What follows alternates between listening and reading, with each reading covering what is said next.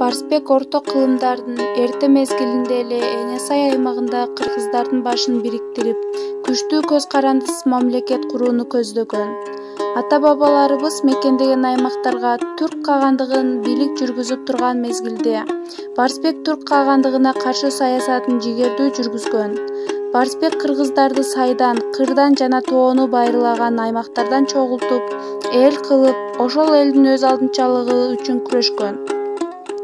7 кылымдын аягында, 8 кылымдын башталышында кыргыздардын Эне-Сайдагы мамлекети коңшуларын олуттуу эсептешүүгө мажбурлаган. Анын башында Барсбек Каган турган. Кыргыздын баатыр уулу Барсбек Каган байыркы кыргыз башкаруучулар тукумунан болгон.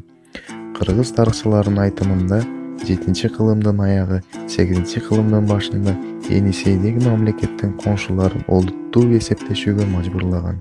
Анын башында Барсбек ажы турган. Аталган эрте ажырап, жетим калган. Ал 4 бир тууган болгон. Жакшы көргөн сапаты тайгандар менен аң улууну жакшы көргөн.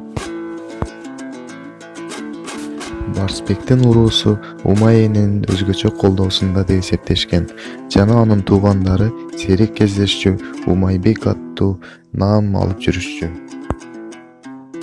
Барсбек Борбор Азиядагы саясий кырдаал татаал кезде кыргыздарга башчылык кылган. Түрк каганаты доорундагы кыргыздардын каганы Барсбек тууралуу китептерде, макалдарда окшош ойлор жазылып келет. Айрымдар анын доору менен кыргыздардын жылдыздарга жеткен сааты деп аталган. Кыргыз каганатынын доорун чаташтырып жүрүшөт.